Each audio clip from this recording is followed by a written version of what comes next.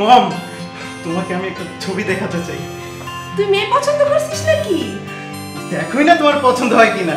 আমার পছন্দ লাগবে না, কোনো অসুবিধা নাই। তুই এক কাজ কর, তুই মেয়েটাকে নিয়ে আয়, সরাসরি আমি ওরে দেখবো, কথা বলবো। আগে দেখোই না মা, এই দেখো।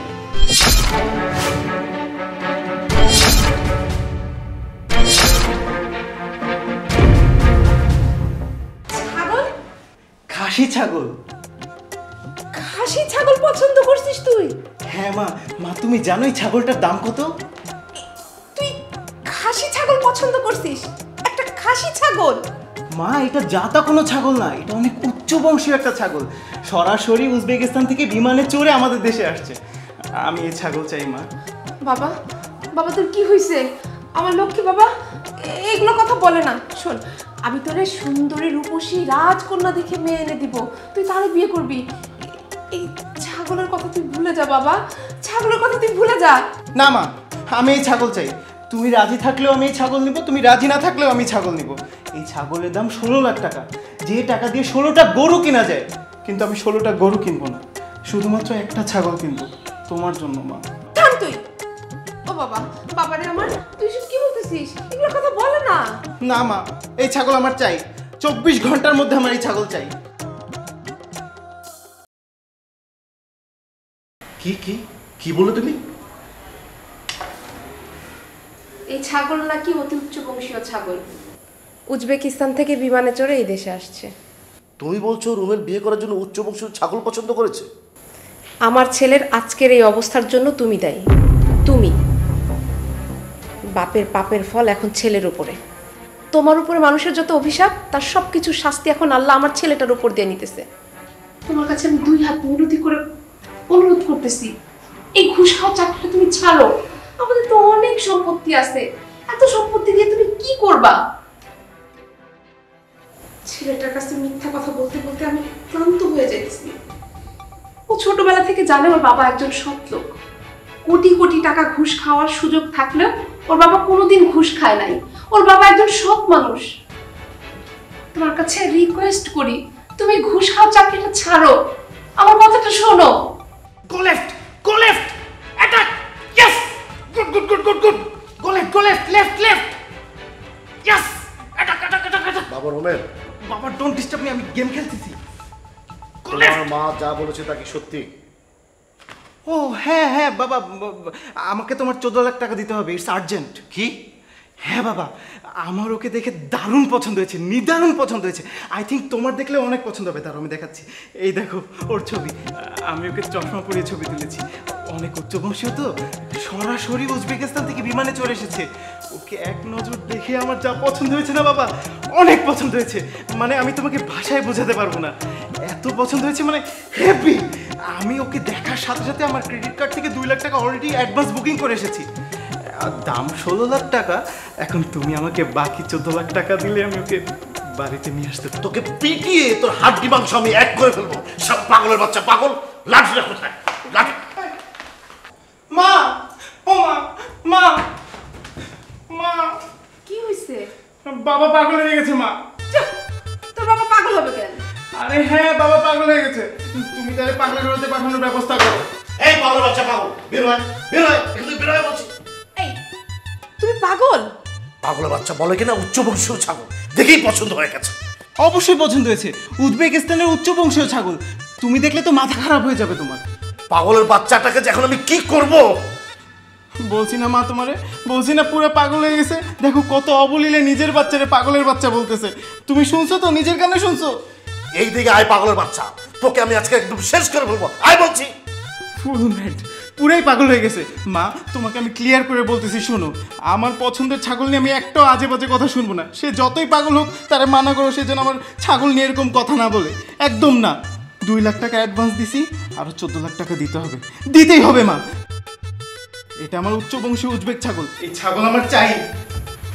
এই, তুমি কি বুঝে, কি মনে করে তুমি ওরে পাগলের বাচ্চা বললা? অবশ্যই সে একটা পাগলের বাচ্চা, তা না হলে এরকম রুচির দুর্ভিক্ষ হবে কিসের জন্য? এরকম বিকৃত রুচির মন সাথে কেন তৈরি হবে?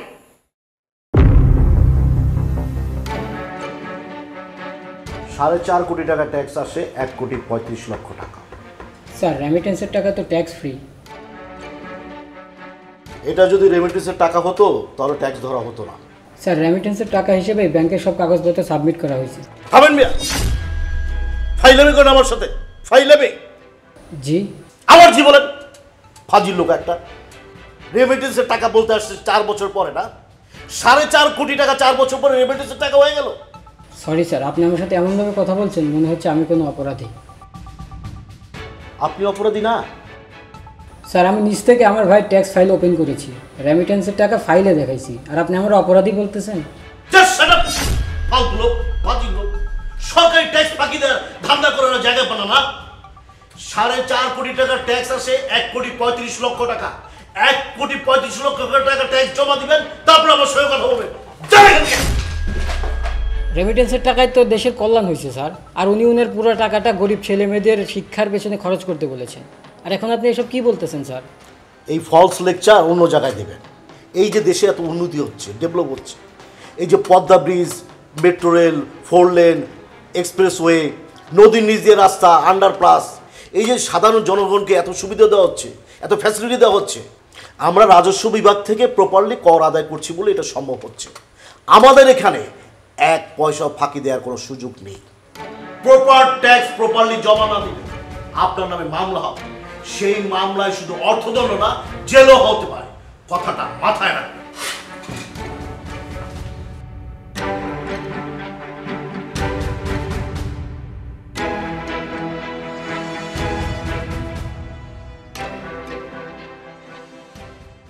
বিশ্বাস করেন ভাই, আমার ভাইয়ের ওই অ্যাকাউন্টে আর মাত্র 13 লাখ টাকা আছে, বাকি সব টাকা ওই গরিব ছেলে মেয়েদের প্রকল্পের পেছনে ব্যয় হয়ে গেছে।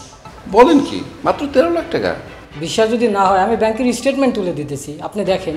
না না না, তার কোনো দরকার নাই। আপনার মতো একটা মানুষ যে মিথ্যা কথা বলবেন না, চেহারা দেখলেই বোঝা যায়।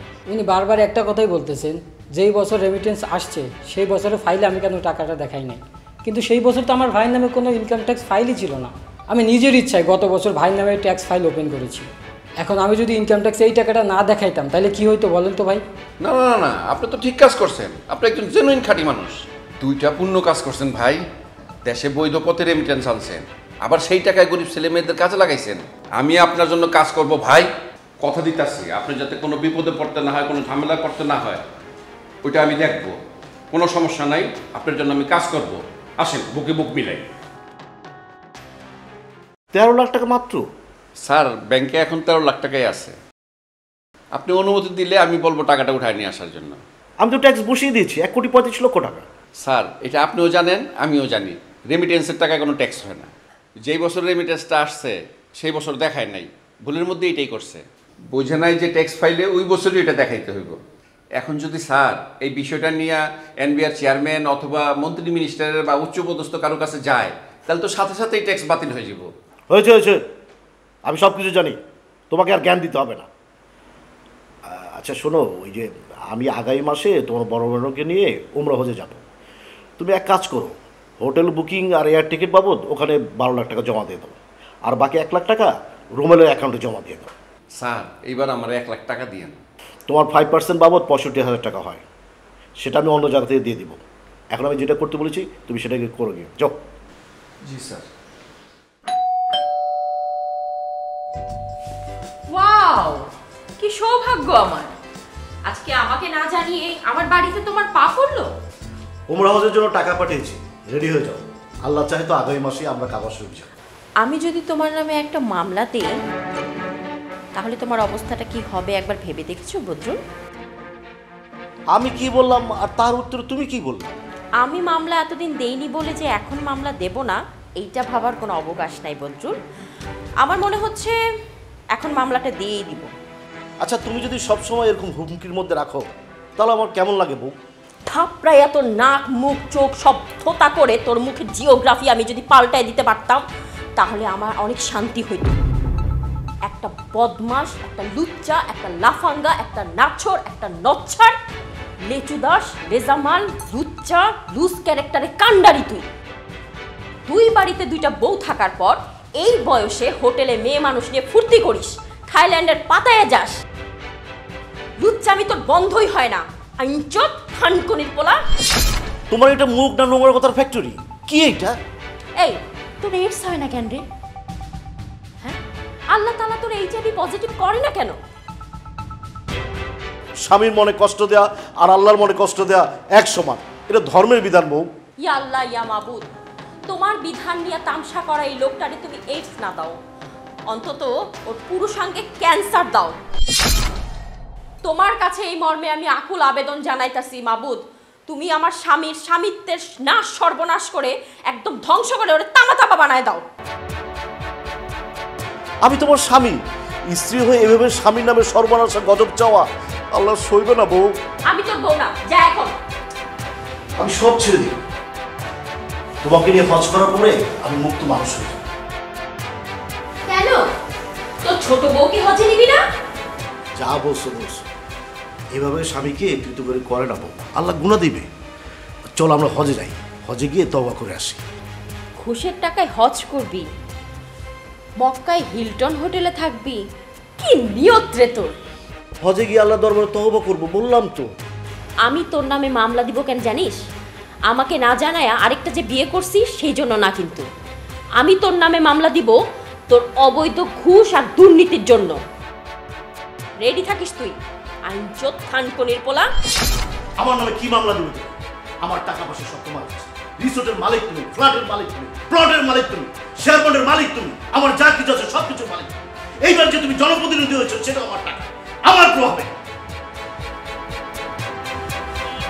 শুধু আমার দুই ছেলে মেয়ের বাবা তুমি, বিদেশে ওরা কষ্ট পাবে, না হলে কবে তোর মুখটা হা করে তোর মুখে আমি পেচ্ছাপ করে দিতাম। আইনচোদ থানকনির পোলা। তোমার মুখটা একেবারে নর্দমা ডাস্টবিন হয়ে গেছে। একটা জনপ্রতিনিধি হয়ে একটা আমলার বউ হয়ে। ধর তোর আমলা, আমলা আসছে। আমরা কাঠের ঠেকি তুই। তুই ভাবলি কি করে তোর সাথে আমি হজে যাব? একটা নষ্ট নচ্ছার খবিস, ইন্টারন্যাশনাল খবিস তুই, আন্তর্জাতিক মানের খাটাস। আচ্ছা ঠিক আছে, তুমি হজে যাবে না, তাহলে আমি ক্যান্সেল করে দিচ্ছি। যাব। বান্দরবনের ট্যুরিস্ট জোনের 51% তুমি আমার নামে লিখে দিবা, সেই কাগজপত্র রেডি করো। এত আজে বাজে কথা, এত নোংরা গালাগাল দেওয়ার পর এখন আবার এই কথা বলছো? এখন যদি বান্দরবন ট্যুরিস্ট জোনের 51% তুমি আমাকে না দাও, তাহলে আগে যা যা বলছি সব ঠিক। মামলা আমি করব, মামলার জন্য রেডি হও। এখন ডিসিশন তোমার, তুমি কি করবা। নিউ ইয়র্কের নতুন বাড়িটা কেনার জন্য $22 লক্ষ পাঠাতে হবে গো।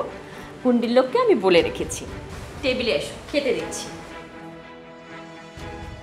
কি হলো, এসো। রাগ করেছো? তুমি তো জানোই হুট করে আমার রাগটা মাথায় চেপে বসে। আহা, বললাম তো লাভ ইউ জান, লাভ ইউ তো, লাভ ইউ না? আপু, আমার পছন্দের ছাগলটা আনতে যেতে হবে তো, টাকা তো এখনো দিলে না। এই পাগলের বাচ্চা পাগল, তোকে আমি পাগলা রোদে ভর্তি করবো। কেন আব্বু, কেন তুমি আমাকে বারবার পাগলের বাচ্চা বলছো? আমি তোমাকে নিয়ে কত গর্ব করি যে আমার আব্বু ঘুষ খায় না, দুর্নীতি করে না। কোটি কোটি টাকা ঘুষ খাওয়ার সুযোগ থাকা সত্ত্বেও আমার আব্বুর 1 টাকা অবৈধ ইনকাম নেই। নিজের সরকারি চাকরির টাকায় বড় বিজনেস দাঁড় করিয়েছে আমার যে আব্বু, আমার সকল শখ আহ্লাদ পূরণ করে এসেছে আমার যে আব্বু, তার হঠাৎ করে কি হলো? আমার কিচ্ছু হয়নি, কিন্তু তুই কেন পাগল হয়েছিস সেটাই আমি ভাবছি। ও মাই গড আব্বু, আমি পাগল হই নাই। আমি একটা উচ্চ বংশীয় ছাগল পছন্দ করেছি। উজবেকিস্তান থেকে আসে এই ছাগলের 14 গোষ্ঠীর পরিচয় আছে। তোমার নিজেরই তো বাপদাদার পরিচয়ের পরে আর ইতিহাস নেই, কিন্তু আমার এই ছাগলের দাদা বাপ মা, তার দাদার বাপ মা, তার দাদার বাপ মা, মোট কথা 14 গোষ্ঠীর পরিচয় আছে। তাহলে একবার ভেবে দেখো কত বড় উচ্চ বংশীয় ছাগল। একটা মার কাট ধামাকা ছাগল সে। আর খাসি ছাগল হওয়ার কারণে তার বংশের সর্বশেষ প্রতিনিধি সে। আল্লাহ আমার নসিবে এই খাসি ছাগলটা রেখেছে বলেই তো আমি সেটা পাচ্ছি। ও কি বলতেছো তুমি শুনতেছো? এরপর তুমি চুপ করে থাকবে? বাবারে, আমি তোরে আরো উচ্চ বংশীয় মেয়ের সাথে বিয়ে দিব। তুই মাথাটা ঠান্ডা কর। আমি তোরে উচ্চ বংশীয় সুন্দরী রূপসী রাজকন্যা মেয়ে দেখে বিয়ে দিব। বাবারে, তুই এই বংশীয় ছাগল খাসির কথা ভুলে যা। না মা, এই ছাগল খাসিকে আমার পক্ষে ভোলা সম্ভব না। আমাকে তুমি মাফ করো, ওইটা আমি তোমাদেরকে উপহার দিব। আমার এই উপহার দরকার নাই। এই উপহার আমাদের দরকার নাই। শোন বাবা, আমি তোরে ধার্মিক বংশীয় সুন্দরী রাজকন্যা মেয়ে দেখে তোকে বিয়ে দিব, তুই বুঝিস না কেন? এই পাগলের বাচ্চা পাগল, এই খাসির সঙ্গে তোর বিয়ে পড়াবে কে? কোন কাজী? কোন করে বিয়ে হবে? এই খাসি তুই কিভাবে বিয়ে করবি? বিয়ে করব? ও মাই গড, নো নো নো! আমি তো বিয়ে করার জন্য ছাগলটা অর্ডার করিনি, আমি কোরবানি দেওয়ার জন্য ছাগলটা অর্ডার করেছি বাবা। আচ্ছা বাবা, তোমার মনে আছে না গত বছর আমরা 6টা পশু কোরবানি দিয়েছিলাম? এবার 7টা কোরবানি দিব। তার মধ্যে এই উচ্চবংশীয় উজবেক ছাগলটাই হচ্ছে মেইন, মানে চিফ কোরবান।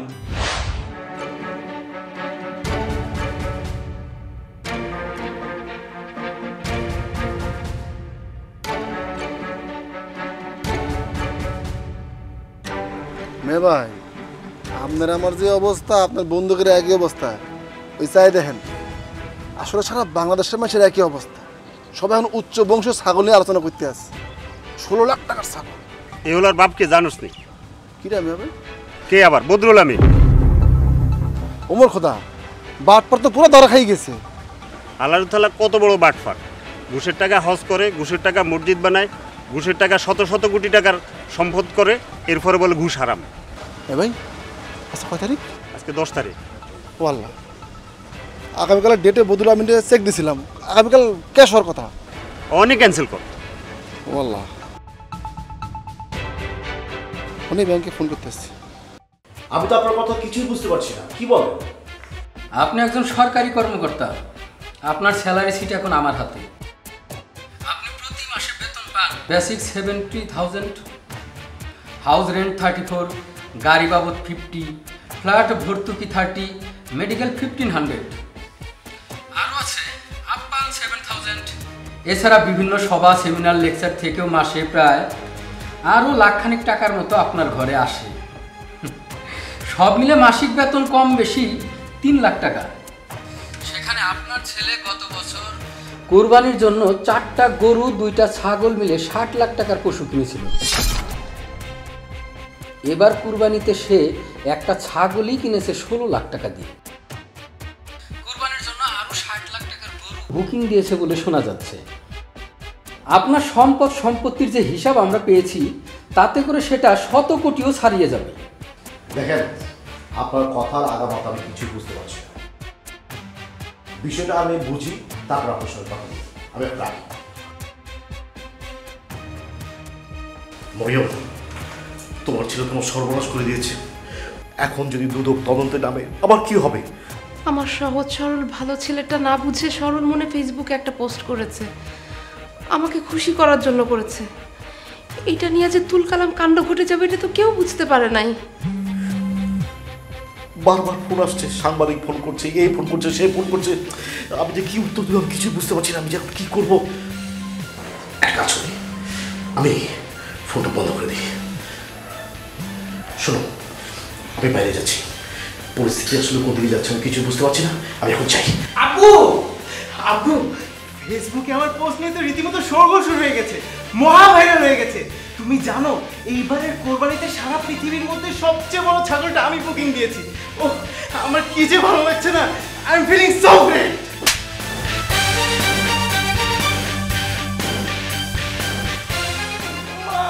আব্বু মারলো কেন ওকে? জি, উনি আমার স্বামী। না না, রুমের নামে আমাদের কোনো সন্তান নেই। আমাদের 2টি সন্তান, একটি ছেলে একটি মেয়ে। ওরা দুজনেই আমেরিকা প্রবাসী।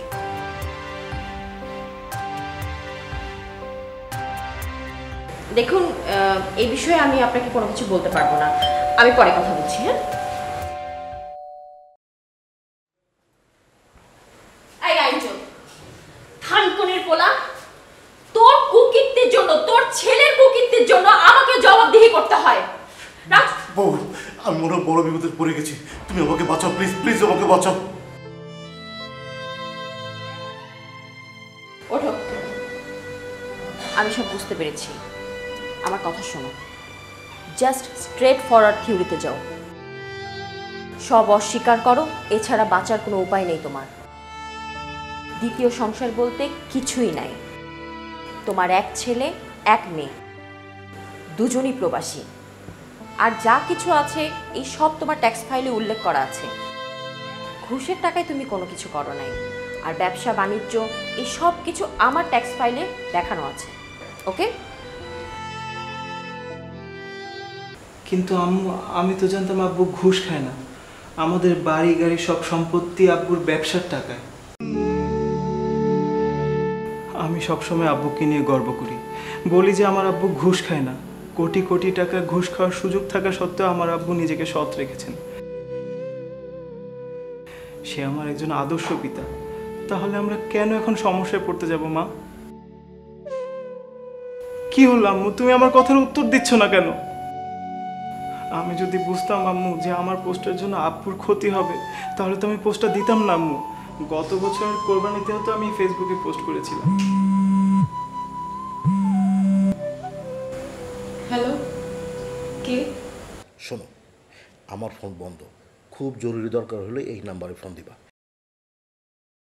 আর রুমেলকে বলবা কোনোভাবেই যেন সে স্বীকার না করে আমি তার বাবা। ওর ফেসবুক থেকে আমার যত ছবি আছে সরাইতে বলো, এক্ষুনি সরাতে বলো, এক্ষুনি। তুমি এখন বড় বাসায় না? আমি কোথায় এইটা নিয়ে একটাও প্রশ্ন করবা না, আমি নাই। আমি তোমাকে চিনি না, তুমি আমাকে চিনো না, ব্যাস। আমারে তুমি না চিনতে পারো, আমি তো তোমারে চিনি। তোমার সন্তানের মা আমি। শাট আপ, আল্লাহর রাস্তায় চুপ থাকো, এখন বাঁচতে হবে। শোনা যাচ্ছে দুদক আমার নামে তদন্ত ডাকবে। সরকারি তদন্ত আমার পক্ষে যাবে না, চারদিকে আমার শত্রুতে ভরা। তুমি চলে আসো দয়া করে, আমার ছেলেটার খুব মন খারাপ। ও ছোটবেলা থেকে জেনে আসছে ওর বাবা একজন আদর্শবান বাবা। ওর বাবা ঘুষ খায় না, দুর্নীতি করে না। আর এখন তুই চুপ কর। আমি ওর বাপ না, ও আমার ছেলে না। এইটা এখন থিওরি, এর বাইরে কোনো থিওরি নাই। বাঁচার এইটা একমাত্র উপায়। আমার কথাটা তুমি শোনো, তুমি এক্ষুনি বাসায় চলে আসো। আমি জায়নামাজে বসে 2 হাত তুলে আল্লাহর কাছে তোমার জন্য দোয়া করতেছি। আল্লাহ যদি সহায় থাকে আমাদের কিচ্ছু হবে না। আল্লাহ সহায় হয়েছে। আল্লাহ তোমার ছেলেরে দিয়ে ফেসবুকে এই পোস্ট মারাইছে। আর এখন এই ফেসবুকের পোস্টের কারণে আমার জীবন, আমার লাইফ, আমার সারা জীবনের ধন সম্পদ সব ধ্বংস হয়ে যেতেছে। আমার একটাই কথা, তোমার সঙ্গে কেউ যোগাযোগ করলে তুমি বলবা বদরুল আমিন নামে তুমি কাউকে চেনো না, তোমার ছেলের বাপ বদরুল আমিন না, ব্যাস। ছেলেকে নিয়ে তো আমি মিথ্যা কথা বলতে পারবো না, আমার তুমি মাফ করো। আমি তোরে খুন করব। এখন রাগের সময় না, মাথাটা ঠান্ডা করো। আমি কিছু কথা বলি, মন দিয়ে শোনো। আমাদের যত সহায় সম্পত্তি, ব্যবসা বাণিজ্য সব কিছু আছে, তুমি সরকারের কাছে জমা দিয়ে দাও। একটা জীবন বাঁচার জন্য তো এত কিছুর দরকার নাই। এত সম্পদ দিয়ে আমরা কি করব? মাথা গোজার ঠাই আর ভাত কাপড়, এইটা হলেই তো চলে। পরকালেও তো একটা জীবন আছে, সেখানে তুমি কি জবাব দিবা বলো? আই শোনো, এফটিবিকে ফোন করেছি, কালকে সকালে সাংবাদিক আসবে। যা যা বলার সাংবাদিককে সব কালকে খুলে বলবেন, ঠিক আছে?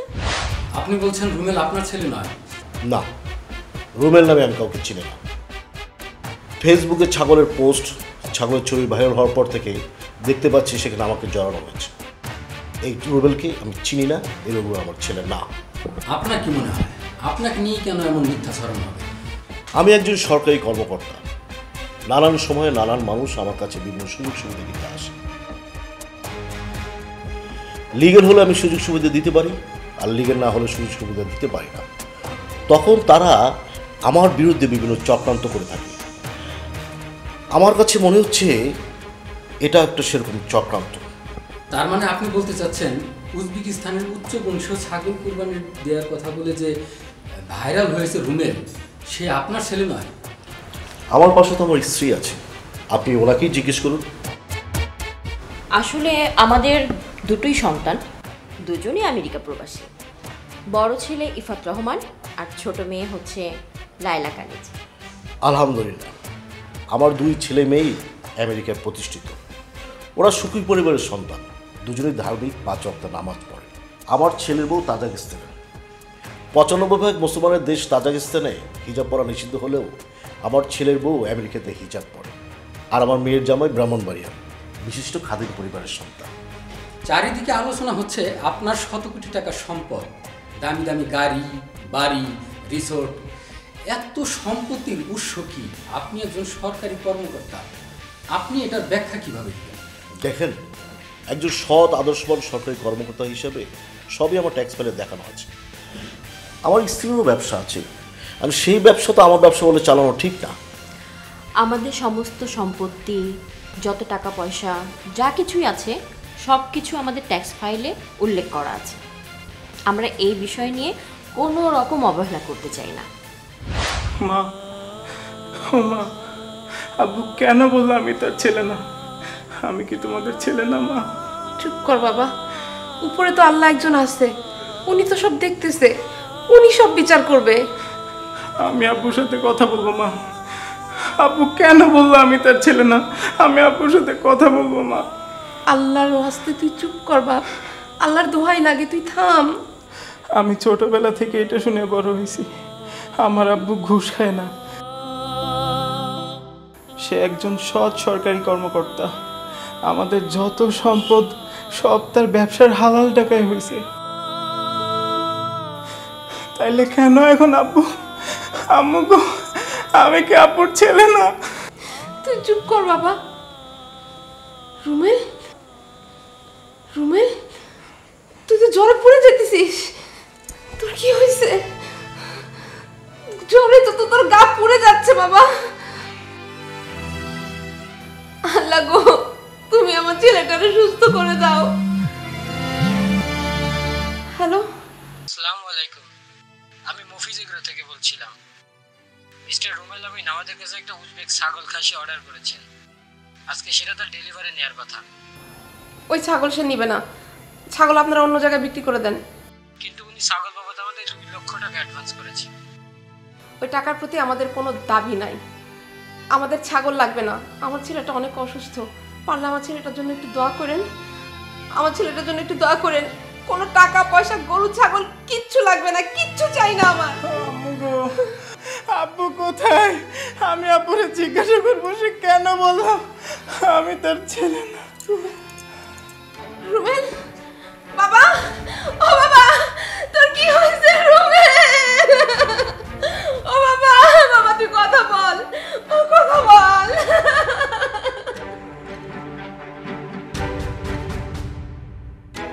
আপা, আমার ছেলেটা অনেক অসুস্থ। নো আপা, আই এম নট ইওর আপা। দরজা খুলে দিয়েছি বলে এই না যে ভেতরে ঢুকতে হবে।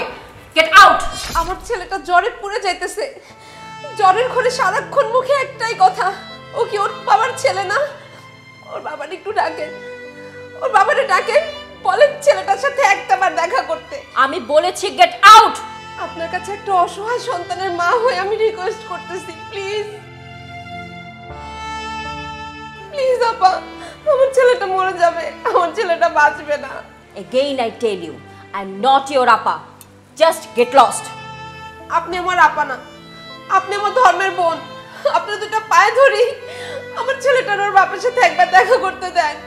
ওর বাপের সাথে দেখা না করলে আমার ছেলেটা মারা যাবে আপা। আমি বলেছি আমি তোমার আপা না। I say just get lost. আপনার কাছে আমি রিকোয়েস্ট করি, আমার ছেলেটা বাঁচবে না, ওর বাবার সাথে একটাবার দেখা করতে দেন আপা, প্লিজ। ছাড়ো।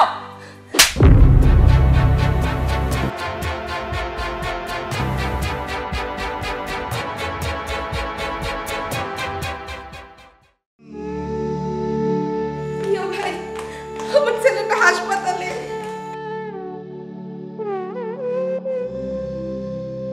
কি ছেলের কাছে যেতে ইচ্ছে করছে? যাও, আমার কোনো সমস্যা নেই। শুধু একটা প্রেস কনফারেন্স করবো জাস্ট। যাবে? আমি যাব না, আমি যাব না শুভ না। গুড। ভাইয়া,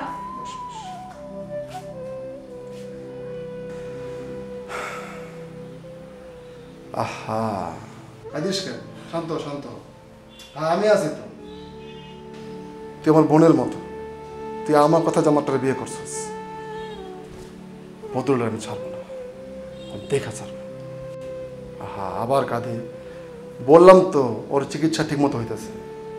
আমি ডক্টরের সাথে কথা বলছি, কোনো অসুবিধা নেই, চিন্তা করিস না। প্রয়োজন ওর বিদেশ নিয়ে যাবো। গভর্নমেন্ট হাই অথরিটির সাথে কথা হয়েছে আমার।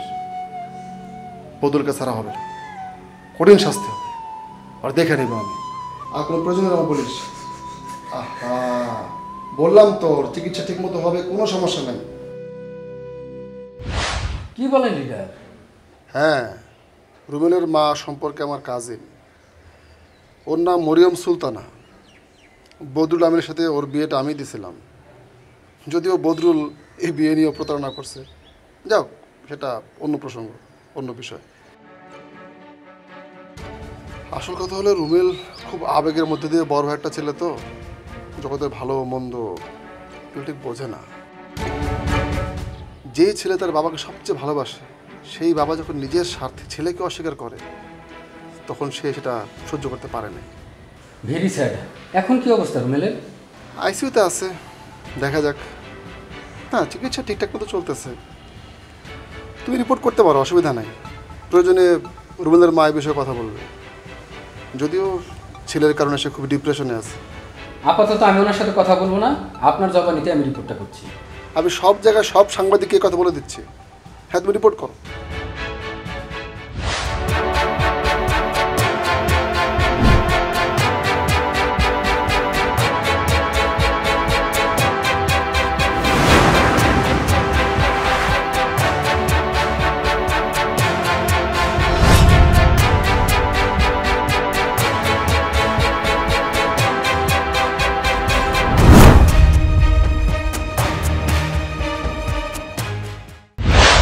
নিজের সন্তানরা অস্বীকার করস, নিজের সন্তানরা অস্বীকার করস। এত খারাপ তুই, এত খারাপ তোরা কেমনে হস? ছি, লজ্জা করে না? অন্ধ কথাকার, দুর্নীতিবাজ, ঘুষখোর। মুক্তিযুদ্ধের মাধ্যমে স্বাধীন হওয়া দেশটা এতদিনে দক্ষিণ এশিয়ার সবচেয়ে শক্তিশালী দেশ হতে পারত। জাপান সিঙ্গাপুরে টাকা দিতে পারতো, পারে না। পারে না, কেউ তোদের জন্য পারে নাই। সুবর্ণ, আমি পলিটিশিয়ান, আমি পলিটিক্স করি। আপনার এক যুগ আগে পলিটিক্সে জয়েন করি, কেন্দ্রীয় কমিটিতে আছি। আর আপনি আঞ্চলিক কমিটিতে থাইকা কোটি কোটি টাকার পাহাড় সম্পদ কিভাবে করেন? আশ্চর্য, কিভাবে পারেন আপনারা? একবার ভাব, একবার ভাব, তোরা যদি প্রপারলি নিজের দায়িত্ব পালন করতে পারতি, সরকারের কাজ হালালভাবে করতি, তাহলে এই দেশটা কোথায় চলে যেত? এই দেশের একটা টাকা পাচার হইতো না, উল্টা উল্টা উল্টা দেশের বিনিয়োগে ভরে যেত। কি নাই, কি নাই দেশে বল? একটা সহজ সরল সুন্দর দেশটা নরক যন্ত্রণার মতো জটিল করছস তোরা। এই দেশটা কোথায় যেতে পারতো বল? কোথায় যেতে পারতো? যেতে পারেনি শুধু তোদের কারণে। তোরা এত খারাপ, তোদের মতো দুর্নীতিবাজ, লম্পট, ভণ্ডের কারণে পারে নাই। তোদের তোদের কি নাই? সব সম্পদ আছে। তোরা এত খারাপ, তোদের ব্যাংকে বসানো হয়েছে ব্যাংকের টাকা পাহারা দেওয়ার জন্য। তোরা উল্টা ব্যাংকের টাকা আত্মসাৎ করে ব্যাংকের টাকা বাইরের ব্যাংকে পাচার করছস, অন্যের পাচার করতে সাহায্য করছস। তোদের পুলিশে বসানো হয়েছে। কেন বসানো হয়েছে? তোরা জনগণের বন্ধু হবি, বন্ধু হয়ে জনগণের সাহায্য করবি। খরচ নাই, উল্টা জনগণের বিপদে ফালাইছস, ফালাই হেনস্থ করছস। তোদের স্যার বলতে হয়, তোদের স্যার না বলে তোরা মাইন্ড করস। কেন কেন স্যার বলতে হবে? কেন? এই দেশ ব্রিটিশ শাসন করে, ব্রিটিশ শাসন করে এই দেশ। এই দেশের কেউ প্রভু আছে? কেন কোনো প্রভু আছে? তুই বল। তোদের স্যার বলতে হবে। জনগণের ট্যাক্সের টাকা তোদের বেতন হয়। তোরা জনগণের স্যার বলবি, স্যারের সম্মান করবি। করস না, করস নাই। ছি, এত খারাপ, এত খারাপ তোরা। দেশ স্বাধীন হওয়ার 3.5 বছরের মাথায়, মাত্র 3.5 বছরের মাথায় দেশের জাতির পিতারে খুন করছিস। ছোট্ট রাসেলের রেহাই দাস নাই তোরা। তো জঘন্য খারাপ তোরা। ছি ছি। কিন্তু এইবার পার পাবি না। জবাব তোদের দিতেই হবে। জবাব দিতে হবে, প্রত্যেককে। একটাই জবাব, তোরা এত খারাপ কেন? এত খারাপ কেন তোরা?